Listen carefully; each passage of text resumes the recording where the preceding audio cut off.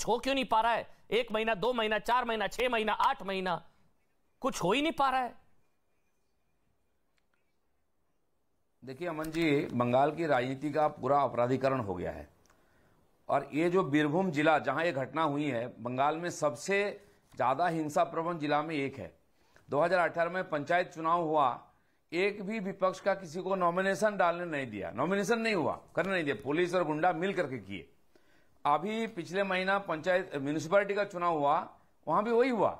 Municipality चुनाव में किसी को पर्चा भरने नहीं दिया, नॉमिनेशन भरने नहीं दिए, तो चुनाव क्या होगा?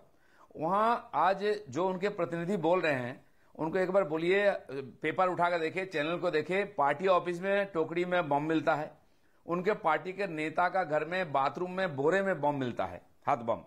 क्योंकि उनके नेता जो आज वहां के उनके पॉलिटिकल वर्कर्स हैं, ये सारा एंटी सोशल है। एक दिन पहले उनके एक नेता को बम मारा गया है, वो उप प्रधान था वहां का, और उसका बदले में एक कार्रवाई हुई है। वहां से 5 किलोमीटर दूर थाना है। एक हत्या होने के बाद पुलिस पोस्टिंग तो होनी चाहिए थी कम से कम, इतने 12 लोगों का जान बच जाता। और किन किन लोगों को मारा गया है? आज हम लोगों ने पार्लियामेंट में मामला उठाया तो उनके नेता सुदीप बनर्जी बोलते ये पॉलिटिकल मामला नहीं है, पॉलिटिकल मर्डर नहीं है। अरे आप निहत्ते मासूम महिला और बच्चों को जला दिया गया, उनका राजनीतिक रंग देख रहे हैं आप जिम्मेदारी से बचना चाह रहे हैं।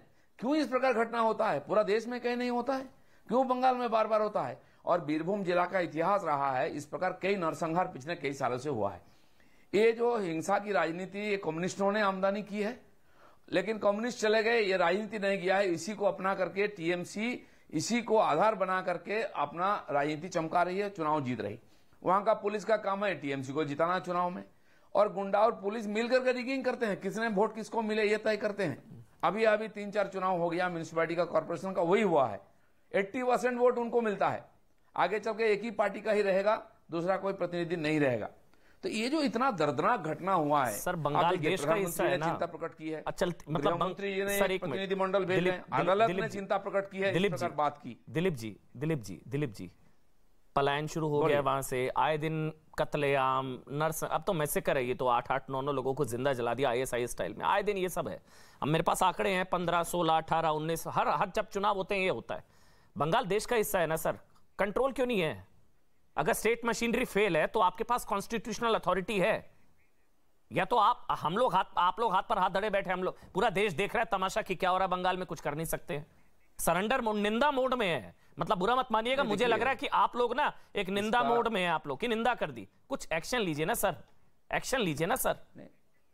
अमन जी, मैं आपको फैक्ट बता रहा हूं, पिछले 6-7 साल से हमारे 200 कार्यकर्ता की हत्या हुई है, और इतनी जघन्य हत्या हुई है, पेड़ में टांग करके, पानी में छोड़ देना, मार करके।